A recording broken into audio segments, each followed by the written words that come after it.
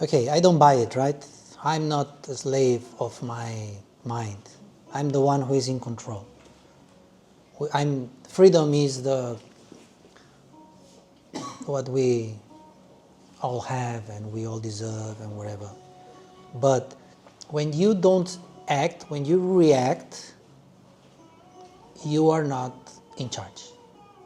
If you are not able to choose what you want to do, if you are driven by something that you don't understand, then you are slave to that.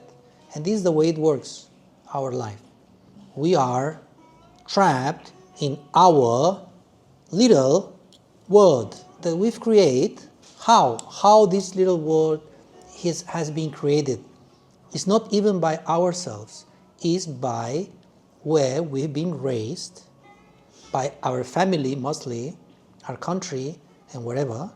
You start having these impressions and then you become someone.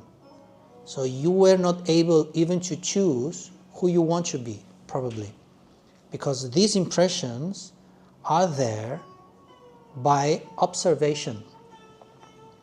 Yes, you observe, you copy, get an impression. For example,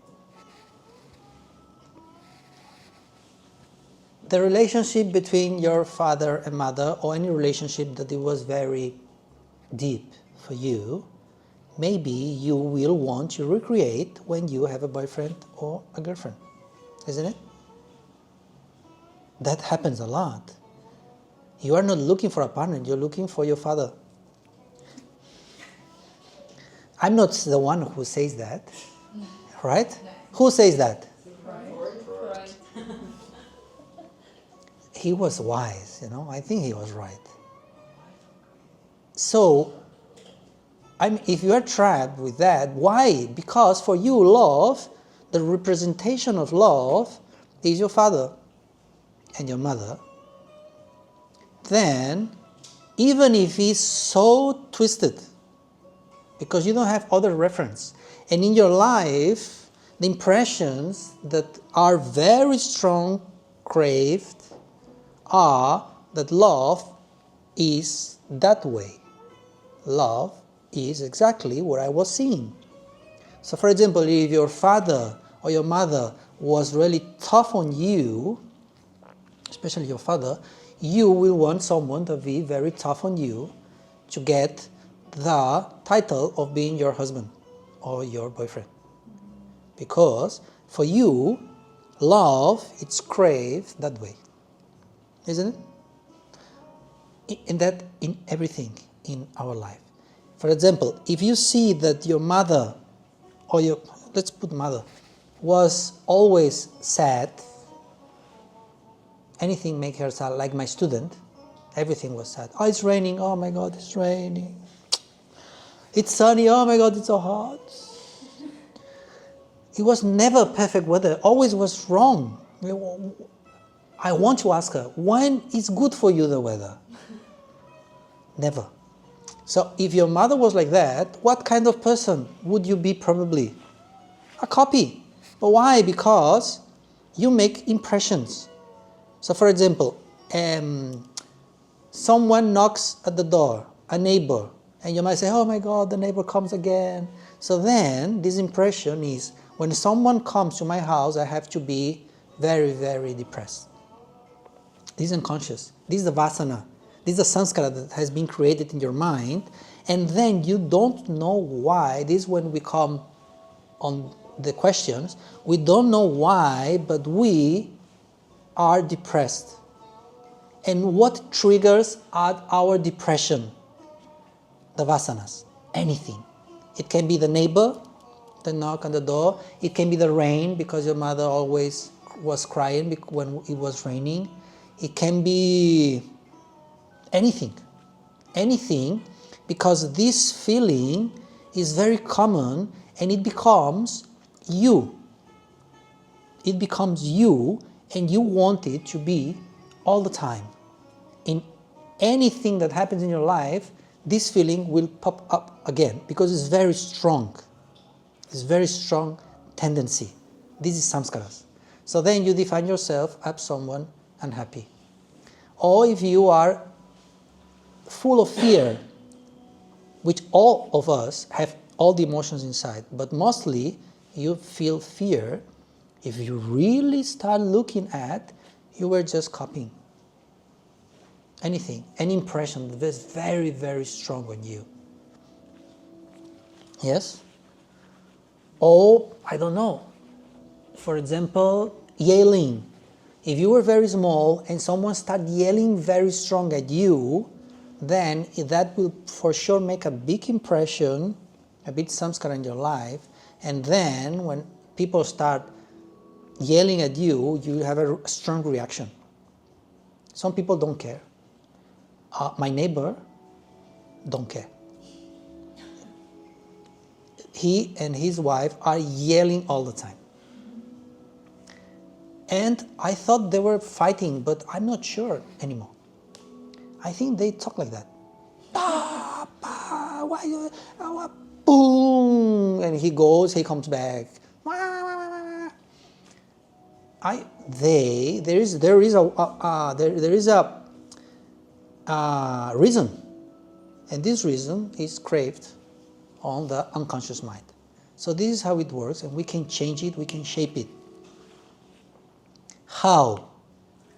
There are many ways, but believe me, it's possible. And we're going to do one way today, one of the best ways to identify our samskaras, see them for what they are. They are just impressions. And then don't react to them. This is the first step for us to master them. So when you see a big tendency inside of you, you create the knowledge or the awareness for you to be able to see it. This is the first thing. You don't jump on it because it's not you. You were not burned that way. You learned and you can change it. So the first thing is for you to observe, and the second thing is for you to see how it fades away. And when you start not giving importance to this, it starts losing power. The power starts to fade and fade and fade until it doesn't need to be there all the time. Do you understand? So this week we've been looking at our thoughts and our emotions. If you felt an emotion that is always rising and you want to work on it, whenever it rises, like for example Monica very bravely said in front of everybody that she gets sad, instead of identifying yourself with this sadness, understand that this sadness is just an impression in your mind who has a reason to be there, but you can get the power out of it by looking at it, observing it, and don't identifying yourself with it. And then it starts fading away. And another will rise where you can choose. You choose not to be afraid, and then choose to be brave, change, and create another impression that in the beginning is not strong, but if you keep repeating it, then it will become the new pattern. This is the way it works. You substitute. You get the power out of this impression that is really there, and you start putting another one. And then you shape the way you want to be. Yes? So this is the only homework for next week. It's just one homework for you to observe these patterns, these vasanas, these tendencies, and to write down and send it to me. Yes? And then we will talk about them. So which patterns are really common? Which feelings are really common in my life? Which moods? What triggers it? Yes, what are the vasanas? Yes, for example, if someone yells at me, then the vasana of the aggression comes because maybe my father was an aggressive man. I don't know. Yes, you try to understand how it works. So this is the first thing. You observe which patterns, which vasanas are very, very there, and which samskaras are pulling this, okay? What defines yourself? And when you see that, this is the first step. The second step is try not to get involved. You try to just observe it and don't identify yourself with this feeling. This is very hard. This one is very hard, but it's possible. Okay? For example, you see sadness arising in your meditation. Then you understand this is just a samskara. This is just an impression. I'm just getting to the conscious mind something very unconscious and very deep craved in my mind. So you understand that this is just an impression, a vasana. You observe it and you don't get identified. You just let it be as a meditation. Yes? Don't fight. It's okay. Wherever you feel, you just observe it. And then it will lose its power. It's clear? The homework? Yes? Just this. From now, we're going to observe ourselves. And we try, this is the first thing, observe, write down, I want to know which are the most common feelings and thoughts and impressions in your week, and then how it was to don't get identified with them. For example, I get a message from someone that wants to fight with his partner, who didn't, yes? If you work somewhere, for sure you will be upset with someone, yes? This is the first thing. So this is a common thing, but if you don't want that, you can choose not to. You observe that. Imagine that you start observing that this week you get upset easily, all the time. It's hot. I hate hot. Yes? The subway is full. I hate subway full. You arrive home and I don't know, whatever happens, you hate everything all the time. So, this is, of course, this is a pattern. So you might want to work on it, right? Observe it. You observe, you write, okay, I am full of rage. What do I do with that? Until now, I was just splitting rage everywhere, which feels great, by the way, yeah? I just, boom, give all my bad energy to the neighbor and good luck. Isn't it?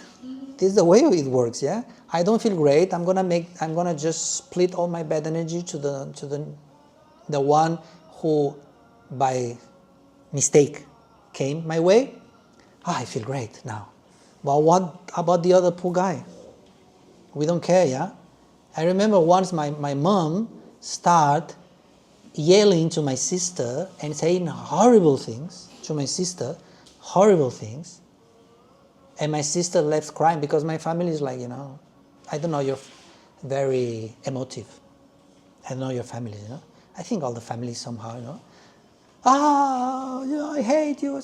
My sister went crying and my mom full of rage, and she looked at me and I say, Mom, how can you do that to your sister? You love her so much. And she said, yes, I know, but it feels so good. I was feeling so bad and I had to get rid of this and I did it with her. She was aware, at least. He was honest. I could not bear it anymore. I'm just gonna So what will happen if everybody do that in the world? Then we have a crazy world, isn't it? You are just being a bad company. Yes? And imagine you are not okay. And someone gives his or her bad energy to you, which you don't deserve, you will feel 2 times bad, right? So you are starting to feel overwhelmed. And then you give all this ball of bad energy to the other one, and then to the other one, and then we live in a crazy world. Because we all do that. But why if you stop this chain and you don't do it? You just internally, you work on yourself, and when you are with someone, or your relationship with life, the way it can be an object, I know everybody thinks that this object doesn't have feelings, but maybe one day we'll talk about it. It has feelings, which looks crazy, but it's true. Everything that is physical has the physical body, emotion, and mind. So the way we interact with the world, not just people, plants, everything, belongings, it will be lovely, because you will be able to understand yourself and change your patterns and becoming a light in your surroundings. And then when that happens, when you become that kind of person that you just spread love to everyone, even if they don't deserve it, because usually people, no, it's too much. Sometimes people don't deserve it. Yes? But how about if you, even though you just give them love?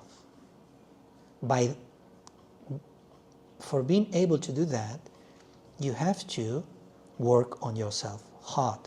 And this technique that we are talking, that observing our patterns and don't get trapped on them, is the very keystone. Yes? So we're going to do one of the best techniques to master our samskaras. And if you do it, you'll be able to change your patterns and the way you behave, the way you interact, and the way you see the world and the people around you, which is wonderful. Yes?